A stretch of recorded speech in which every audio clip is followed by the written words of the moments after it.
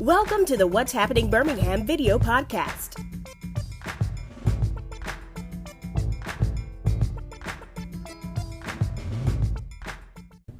Hello everyone, this is Jarvis Escott with What's Happening Birmingham. Jefferson County, August 26th, it's election time.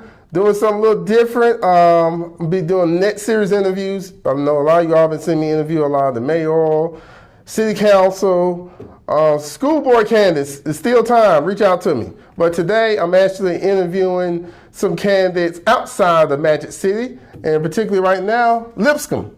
Yes. How you doing? My name is Lakendria Poellnitz. I'm running for the mayor of the city of Lipscomb. Yes.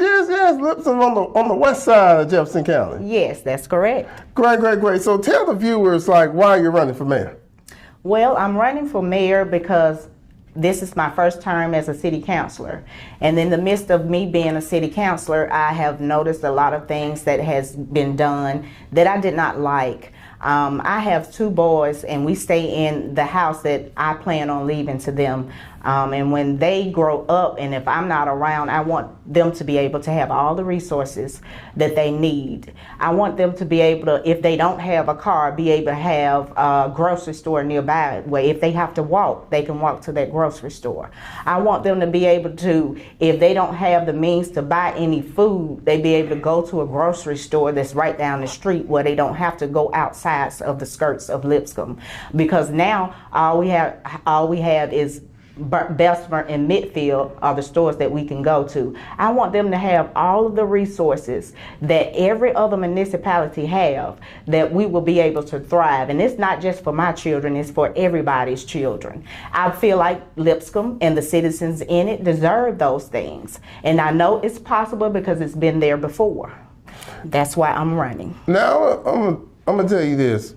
Sometimes when I hear about the town Lipscomb, most time in the media, you all have been synonymous with, I'm not going to say synonymous, but one industry that was very popular was bingo. Right. What other plans do you have to generate economic development for the city? So what I've noticed is, and that's this administrative plans. We had several council members that did not agree upon that because it is illegal. But it did generate enough revenue to keep us afloat. But I understand that Lipscomb has a lot of dilapidated homes and property that is not being used. And so why don't we just welcome developers, build those things that we want in place up, and then we can help the city to thrive. All it would take is for us to, that is our meat and butter. We sit between Bessemer and Birmingham. So why not utilize them? They have people that are coming in, working from Bessemer and Birmingham, coming all the way from on 280 that wants to move closer to our city or move closer to Bessemer or Birmingham, but they don't want to because of the crime. Well, our little bedroom skirt, we don't have crime. The school system is B+. We have those things that those people want to come in from Bessemer and go work closer to their jobs. Well, they can come in. We can build off of that alone. So I just really feel like if the right person was in that position that could reach out to those people, because if we partnership with people, there's nothing we can't do to help thrive just like every other municipality.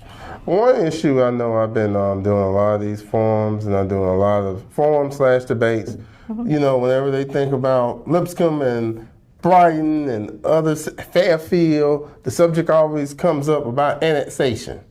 Right. Should Birmingham annex these, cities in to increase the population, but never hear from what the actual cities, do they want to do that or not? So I've heard a lot of our citizens say, why don't you all just get annexed?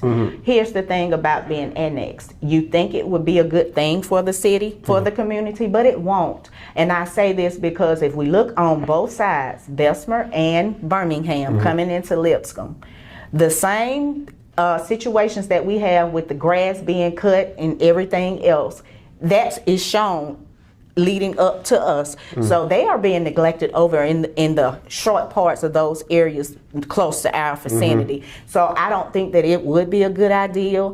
I think we have the means for those who stay in the city that are actually invested in the city to come in. That's what it would take. Come in and actually care about the people that are in the community, and the community works with the city hall. I think we can move forward from that point on. Okay, I'm gonna go backwards for a few moments. Give the viewers kind of like a quick bio about yourself, just about yourself before you got to the office. Okay, before I got to the office, I was a stay-at-home mom. I had a sickly child. His name is Ladarius. For the first 7 years of his life, he was mute. He had over 30 surgeries, and he still has some oppositions now. Okay. So he also has to have a surgery soon, but we're trying to hold off on it. But in the midst of that,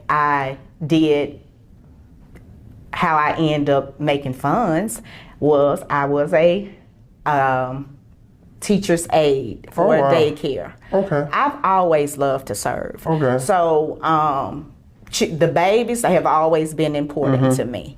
I did that, and then when he got older enough for me to do something a little bit different, because of the care that I had for caring for people, I actually became a caregiver. And so I worked with the elderly all the way up until I got my city council's position. So me serving and wanting to help people has never been out of the norm for me. That was something that I just chose to do because I would rather do that than be sitting in the office. But in an office position such as the mayor position, that's what you're doing. You're going out, you're touching bases with the citizens to know what the citizens want for the community. So I think that is something that I would really enjoy, and I plan on doing it to the best of my ability. Okay, so what do you think what was your biggest accomplishment this current term as a council person you was able to get? I would say the restaurant, Charlie P's Fish and Wings. Okay. I fought really, really hard for 2.5 years in order for that restaurant to open up. And that was a big deal because we didn't have a restaurant in the city. Not one restaurant? Not one restaurant. It's the very first restaurant in the city. That is the biggest thing that has happened this term that makes sense and it actually does something for the citizens in the community instead of taking away. I wish we did an interview there and get something to eat. Well, feel free because guess what? They are everything that I've tried has been very delicious. All right, you would be happy about your decision going there. Okay. So if they want more information about your campaign, sorry, before we go there, what do you think is the biggest challenge facing the city of Lipscomb next 4 years? Basically, we're going to have to start from scratch. There have been people in there for probably 10 plus years or better that have set their claws in every department in there. And so moving forward, I would think that the first thing we would have to do is get an audit. I don't think Lipscomb has had an audit in 5+ years, I know. And so once we get that audit, I think that the city would be able to move forward once we figure out what a budget is. Plan accordingly as far as in the police department and the fire department, because the fire department is volunteer fire department. And I feel as though if we were to partnership with like Lawson or somebody like that, then maybe we can get those up and coming children in there and get the right credentials where as soon as they finish Lawson, they can work for the city, and we'll have those and know for sure that they are certified. So that is my biggest thing about the city once going in. Okay, so if they want more information about your campaign, where do they go? If you want to know anything about my campaign, you can visit www.newsuburbia.com. I have a vision.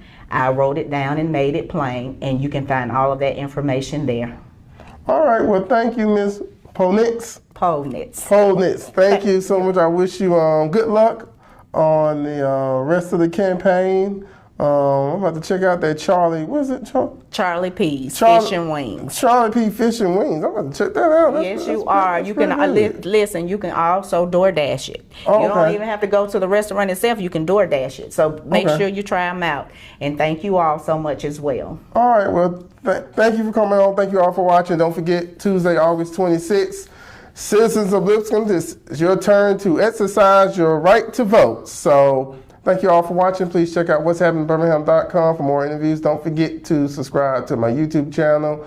Audio version of this is on Apple Podcasts, and check me out on TikTok at What's Happening Beham. Thank you all again, and go vote Tuesday, August 26th. And who they vote for?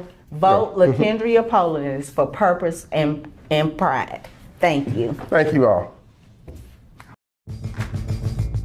Thank you for watching the What's Happening Birmingham video podcast. Please check out our website, app, or subscribe to our YouTube channel for the latest videos today.